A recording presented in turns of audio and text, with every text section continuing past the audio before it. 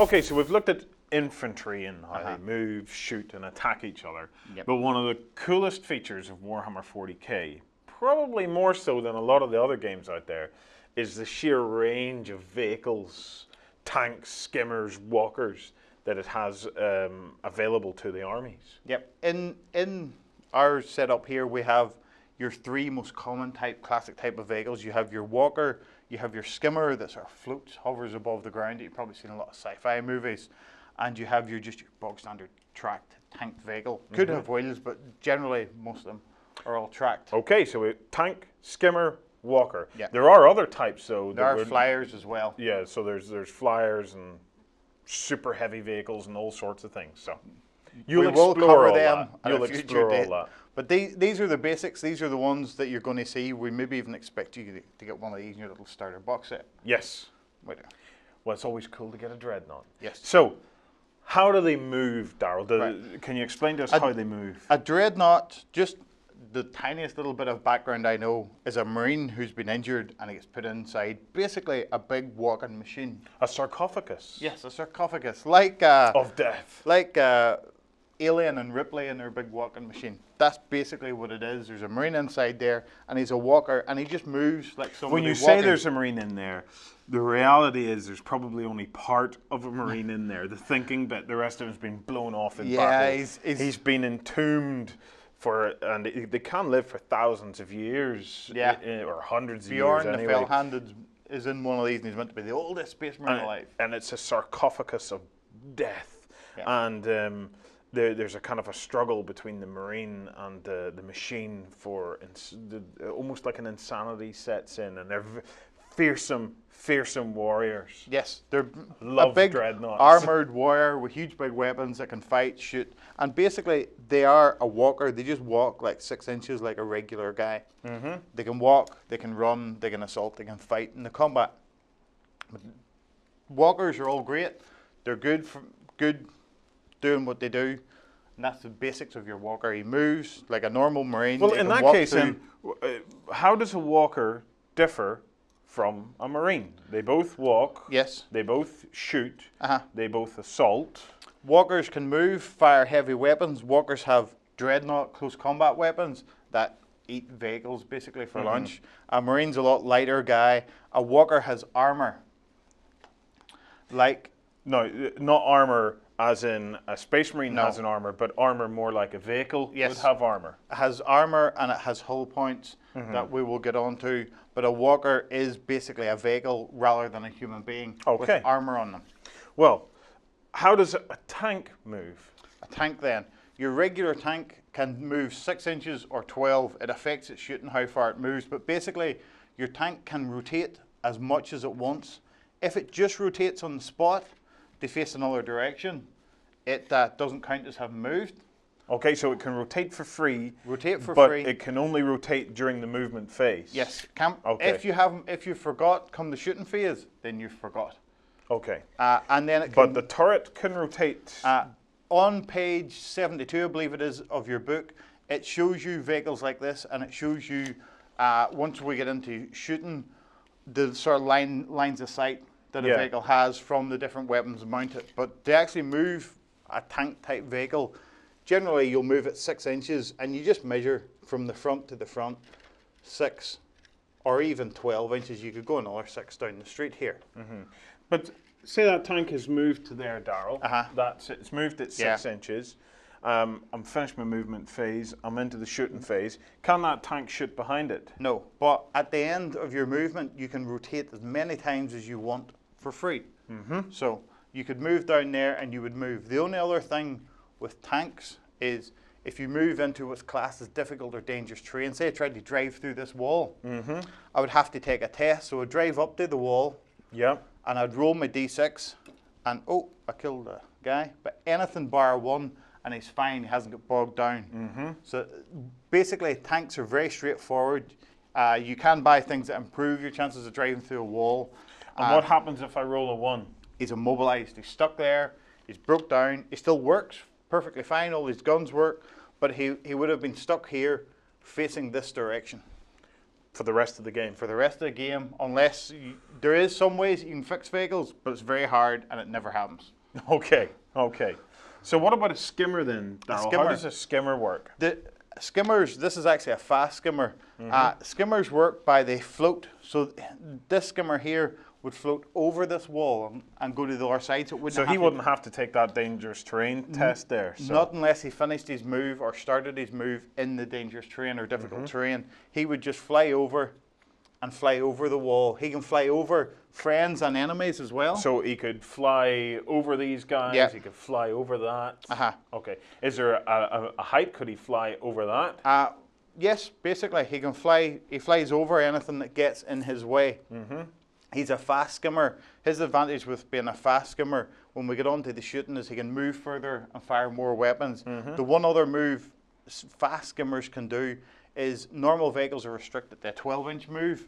These can decide to go flat out, which will give them an 18-inch move. But after you go flat out, you can't do any shooting or anything like that. For all the details on how vehicles move, you'll find them on page 71 of the big rule book if you're following along with your rule book. And in terms of the arcs and line of sight, as Darrell says, you'll get all that stuff on page 72, and there you'll see some of the pretty diagrams that show you exactly how it works. But for the basics, I think I've got it, Darrell. He can move pretty much like a man. He walks forward 6 inches and then can assault in. A tank can go 6 inches, or it can go 12 inches, or and up to any of them or distances. up to those, and then you'll explain to me what the difference is, because it affects his shooting. And then a skimmer basically has almost like complete reign of the board, so long as it doesn't land or start its movement on top of a piece of terrain. The essential difference with vehicles of this type than guys on foot is they don't have to roll to see how far they get through the terrain. They just have to roll to see if they can get through it. Yeah, you just roll anything bar one and you just drive at full speed directly through it. Once we're past the movement, we get on to shooting. Right. How do vehicles shoot? Right. Essentially, if a vehicle has stayed still, all of the vehicles, they can fire all their weapons. So the advantage of this guy, you can rotate him facing our direction and fire all of his weapons. Once vehicles start to move, you get to fire less weapons. Well, you're talking about all his weapons, right? Yep. This tank is a Space Marine Predator. How many weapons does that dude have? He's got 5. There's an advantage to this once we get on to damage effects on vehicles. But can you name the weapons that are on that vehicle? He has for somebody viewing? 2 side sponsons, heavy bolters, which are very, very good. And they're classified as a weapon each? A weapon each, yep. He has a hunter-killer missile, which is a one-use missile that you can buy for your weapon. I think it costs 10 points for most vehicles. He has a twin-link las cannon here at the front, which basically means you get to roll 2 dice if you fail to hit with the first. You get to roll another one. But it counts as one weapon. Counts as one weapon. So twin-link 2 shots. Counts as one weapon, okay. And he has the bolter, the storm bolter on top. So he has 5 weapons in total on his vehicle. Right. Okay. So how does the shooting work? Right. The shooting works. The only difference is, as we said in page 72, it shows you, I think it's 72, it shows you the arcs of the shooting. The only difference is, like, say, this heavy bolter here can't shoot somebody down here. Yes. You can't shoot through your own vehicle. No. Weapons that are mounted like this, like turret-mounted weapons or pintle-mounted weapons, they can rotate 360 degrees, so they can shoot any direction they want. Okay, so this vehicle could in fact shoot behind it if it wanted to, but only with that weapon. If these are able to rotate right the way around, they can. But obviously you can't shoot through your own hull.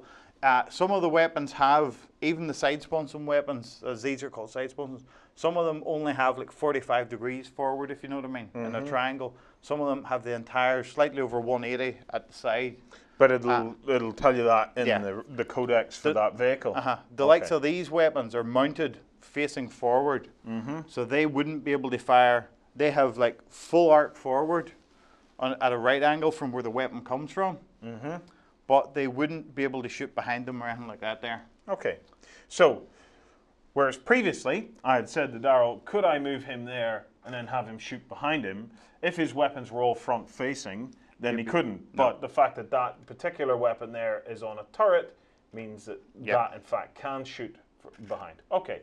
So Darrell, in terms of, you said the movement affects the shooting. How does it do that? Well, some of these you have two classes of movement. You have combat speed and you have cruising speed. Okay. Combat speed means you can move up to 6 inches and still fire some of your weapons. The likes of a fast skimmer here can move 6 inches and still fire all of its weapons. Okay. The likes of a tank here can move up to 6 and still fire one of its weapons at its normal ballistic skill. It's on page, I think, 420. 426, because that's what I was just about to ask, Darrell. How do you know what vehicles can shoot what? There's a nice little chart There's here. a chart here on 426. Is it 428? Sorry. 426. Oh, there. Sorry, we had the right page here. Yeah, okay. So on 426, there's a little chart just there. I'll read it to you. So a walker, when he's stationary, can fire all of his weapons. In fact, all of the vehicle classifications can do that, whether a walker, fast, heavy, flyers, or all other vehicles. A walker at combat speed can fire all of his weapons. A fast vehicle can fire all of its weapons at combat speed. And a heavy vehicle can fire all its weapons at combat speed. Flyers in zoom mode at combat speed can fire 4, and all other vehicles can fire 1. And then you have cruising speed. So for a walker doesn't cruise. No. So it's non-applicable. Fast vehicles can cruise, but they only get to fire 2 of their weapons. That's between 6 and 12 inches. And then heavy vehicles, not applicable because heavy vehicles... They can't do that. They can't cruise. Flyers can cruise, but still get to fire their 4 weapons. And all other vehicles, if they have the ability to cruise and they do so, they don't get to fire any weapons. So really with vehicles, your advantage is probably just moving up to 6 inches most of the time to get to fire most of your weapons. It is. A lot of the time you'll find some of the bigger vehicles that maybe only have one main big weapon, and that's what you buy it for. Yeah. You know. So these vehicles here, both of these have quite a few weapons on them, so keeping them slow, keeping them steady, gets them to fire the most amount of their weapons. Their ballistic skills worked out the same as in our shooting video, where each of the vehicles will have a BS.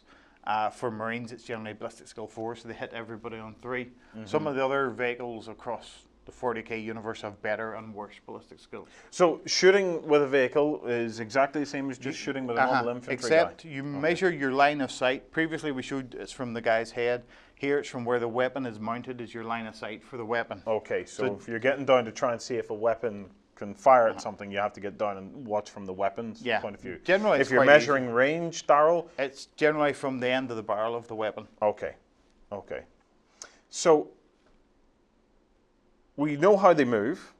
We know that by moving them certain distances can affect the number of weapons that they can use, and we know that they shoot basically in just exactly the same way as everything else shoots. How do you damage them? How do you damage them? Well, basically, vehicles aren't like regular Marines and whatnot, or regular infantry. They have armor. They have proper armor. They don't have like body armor. And like here, this land speeder would have an armor value of 10 all round. So armor for vehicles can be different at the front, sides, and back. Yeah. Okay. This land speeder is one of the rare vehicles. It's the same armor all round. 10. That's the minimum armor you'll ever get in a vehicle, because this is small and fast and goes around the board. This Space Marine Predator has 3 different types of armor on it. At the front, it's got armor 13. At the sides, it's got 11, and at the rear, it's got 10. You'll find most vehicles have armor 10 at the rear.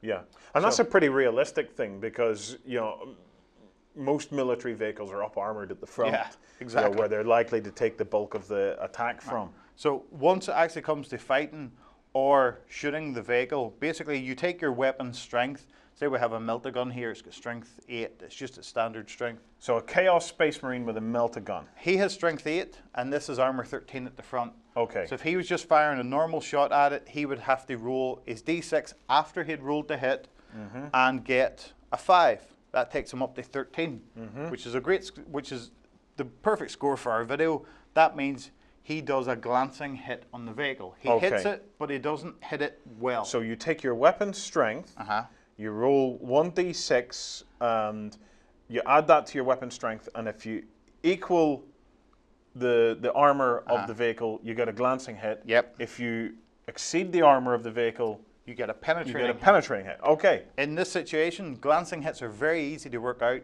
because vehicles now all have hull points. So this vehicle would have 3 hull points. He has did a glancing hit on it. It costs it 1 hull point. The easiest way to do this is I generally just stick a dice on my vehicle. So it had 3, now it's down to 2. Okay. That's all that happens to your vehicle from a glancing hit is you lose a hull point. Nice. Yeah. Simple and easy to understand. If our Marine, though, had rolled a 6, yep, he would have got a penetrating hit on the vehicle. Okay. Once you get a penetrating hit, there's a chart in the book. Okay, there's a chart here on page 74. So damage to vehicles and whatnot, if you are following along again in the big book, you'll find it on page 74. And this is where you have your vehicle damage table. So, Darrell, he's rolled a 6, which means he's had a score of 14 versus the front armor of 13. Yep. So it's a penetrating hit. So you then roll on the vehicle damage table and you have 5 possible results. Yep. If you roll a 1 or a 2, you get crew shaken, which the vehicle can only fire snapshots until the end of its next turn. If you roll a 3, you get crew stunned. The vehicle can only fire snapshots until the end of its next turn. The vehicle cannot move unless it's a zooming flyer. If the vehicle is a zooming flyer, instead it can only move 18 inches and cannot turn. So that's like it all being stunned and having to go straight. All your crews get shaken around. 4, weapon destroyed. Basically, one of the vehicle's weapons, randomly chosen, we'll show you this in a second, is destroyed, including any combi or built-in weapons. This can include vehicle upgrades that function as weapons, such as pintle-mounted storm bolters or hunter-killer missiles. Do not count weapons that have run out of ammunition. So if you fired your hunter-killer missile, you can't count it. You can't count it. Okay. They're already non-functional. If a vehicle has no weapons left, treat this result as immobilized, as an immobilized result instead. And that's if you'd rolled a 5, you'd have got immobilized, and the vehicle cannot move. It may not even pivot, but its turret can continue to move. Yes, you can still move your sponson or your weapons that are like turret or pintle mounted. So it can't move, it can't rotate, but the weapons can still work and can still fire. For the Predator, it's not terrible, but for some of the other vehicles, like if you know what a Vindicator is, it's got one big gun that points directly forward. It's bad for them. Okay. And then the final result is if you roll a 6, it explodes. And the vehicle is destroyed, and nearby units suffer a Strength 3 AP hit for each model within D6 inches of the vehicle. Roll for the distance once, regardless of how many times the result is inflicted. As flaming debris scatters across the area, the vehicle is then removed and replaced with scattered wreckage, which is area terrain, or a crater roughly the same size as the vehicle, if you have one. We have come up with 2 things in there. The easiest one to sort out is if the vehicle explodes, you roll a single D6, and we got a 2. So any Marine or anybody, friend or foe within 2 inches, gets a Strength 3 hit, and you have to work that out. The other one is randomly select a weapon. This is new to 40k for this edition. Basically, because this vehicle had 5 weapons, and we're taking it for granted our hunter-killer missile hadn't fired yet. If we've got a weapon destroyed in this vehicle, because there's 5, the easiest way I do it is I nominate, like, I go, this one's 1, this one's 2, this one's 3, this one's 4, this one's 5, and a 6 we re-roll. If you 6, so you re-roll. I would just roll it, and I get rid of number 5, so it was this heavy bolter on this side. Okay. Sometimes a vehicle will only have 1 weapon, then you won't have to randomize it. Sometimes if it had 3 weapons, you would just go, well, this one's 1, 2, this one's 3, 4, and this one's 5, 6. It's easy to randomize it, no matter the number. So, when it comes to shooting at a vehicle, Darrell, to try and take it down, the obvious thing to me is that if you can get your guys behind a vehicle, they're going to have a much better chance of scoring glancing and penetrating hits on that vehicle. Or even to the side of a vehicle. How do you determine if a soldier is at the side of a vehicle or at the front of a vehicle? You cut your vehicle up into triangles, basically. You mark a line from corner to corner of the vehicle.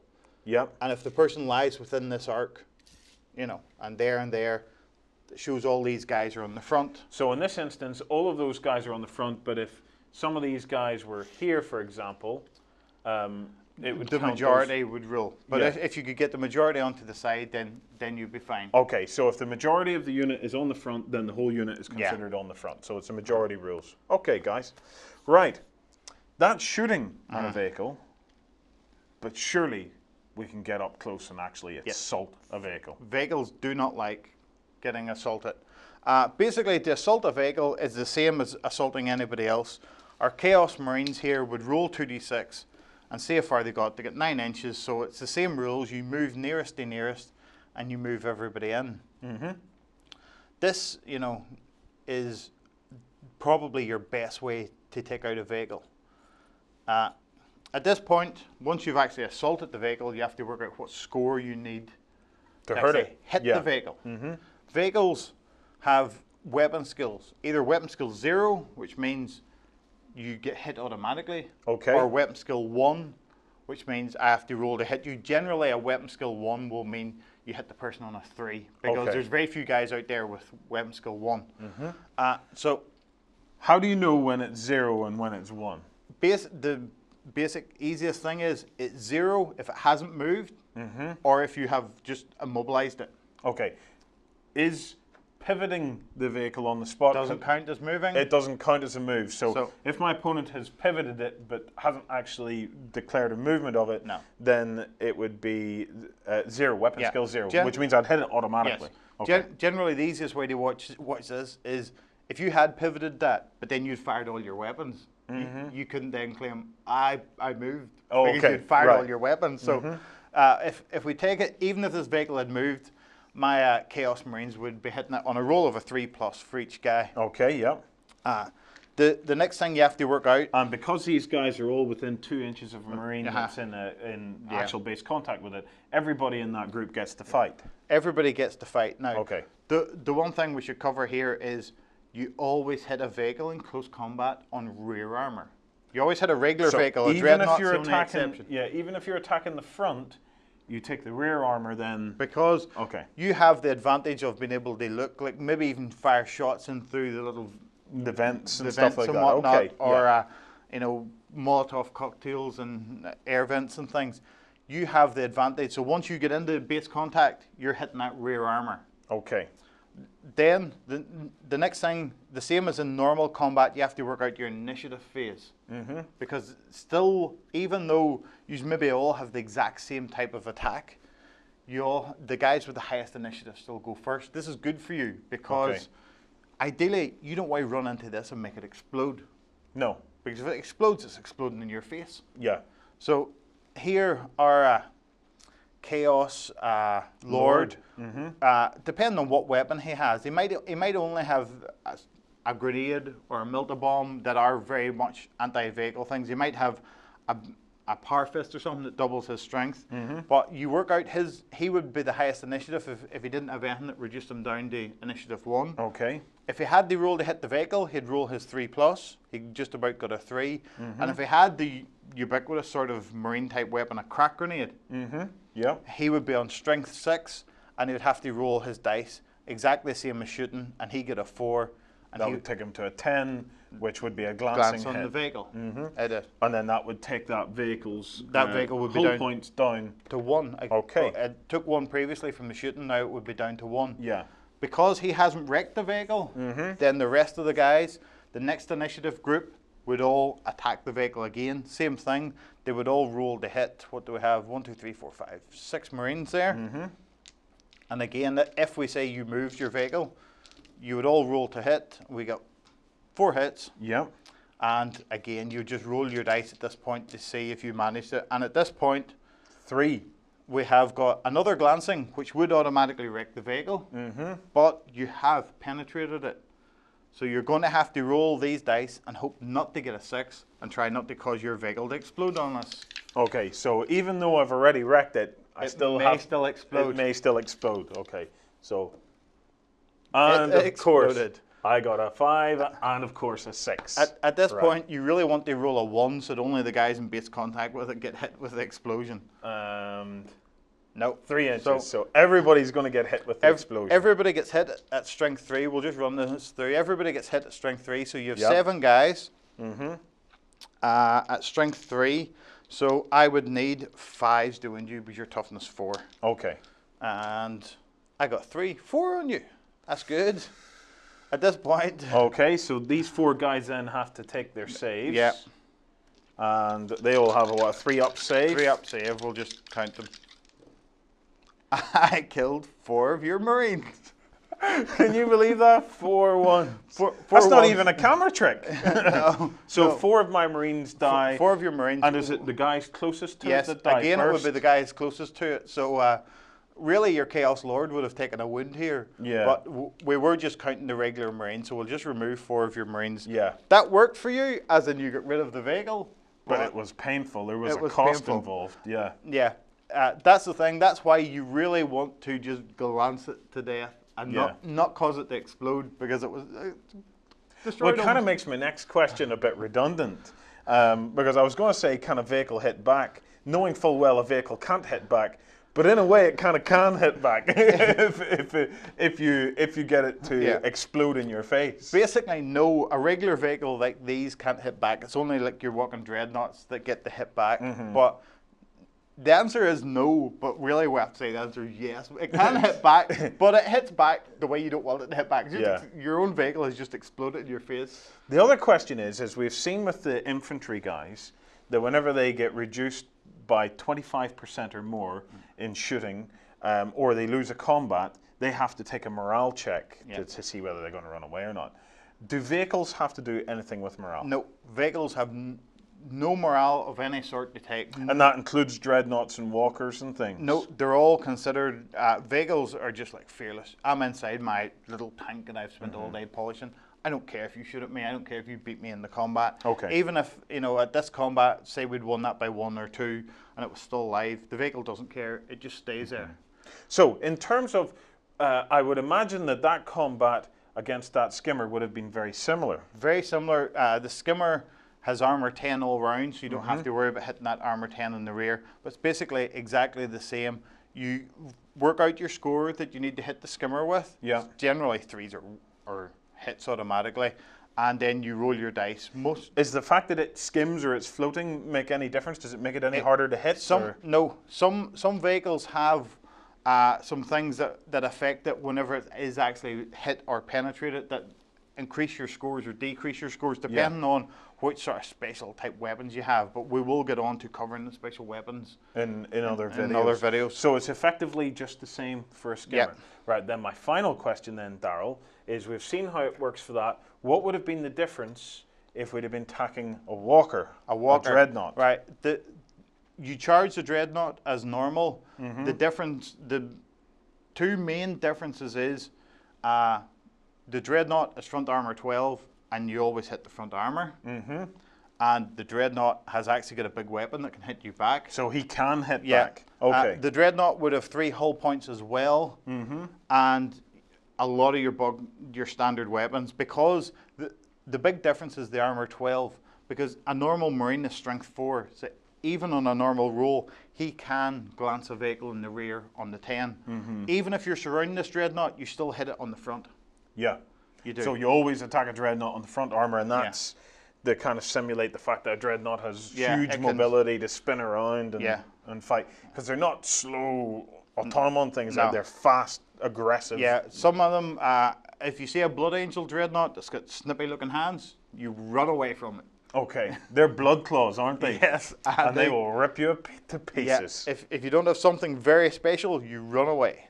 Okay, so a dreadnought, basically exactly the same, except you hit it on front armor, and a dreadnought can hit you back. Dreadnought can hit you back, and again, at the end of the combat, if you get lucky, a dreadnought may explode. Yeah. So again, you use your initiative order and all the rest, but you're going to be hitting that front armor, and it's a hell of a lot more painful, and it's a lot harder. Okay, guys, so there is a primer, Vehicles 101, which gives you the basics of the main kinds of vehicle from a combat perspective. However, there is another use for vehicles, and that is as a troop transport. Yes. And that's where you find vehicles such as this, which is the Land Raider. Now, the Land Raider basically works exactly as the other vehicles. Yep. The only other thing about Land Raiders and Rhinos and other troop transports is it can actually carry troops. Yes, troops. It can't put a dreadnought inside it. No. But your like Devastators here could all hop inside your Land Raider, or your Rhino. They can all hop inside it and drive around the board and hop out at a different point. Okay, and while troops are inside a vehicle, they can't be shot at. Can't be shot at. They're effectively as if they're not on the table anymore. Well, they're locked inside it. Except if the vehicle explodes. Okay, this is the point I was getting to. If that vehicle explodes, what happens to the troops that are inside it? Everybody inside it takes a strength 4 hit. It gets gradually more painful for being inside the vehicle. Yeah. Vehicle exploding, it may just go, something's happened, we're not working any longer. Yeah. But it may go nuclear. So a vehicle could just be, is there a difference between a vehicle exploding and a vehicle being wrecked? There used to be, but not any longer. Well, a wrecked vehicle, whenever you just do the hull points and get rid of glancing, it remains just as a piece of terrain. Just it as stays a piece there, of scenery. And, Okay. and you mark it as being dead, and your guys can just get out the doors or whatnot and take that. You'd have to take a leadership test because your vehicle's just got wrecked. But generally, it's not sore on you. But if the vehicle explodes, then it becomes a piece of area terrain, as you read out of the book, and all your guys that were inside it all get hit. With a strength 4 hit. Uh-huh. Okay, guys. Well, that about sums it up as the basics for vehicles. If you have any questions or whatever, remember you can post them in the comments below this video, either on beastsofwar.com or on YouTube.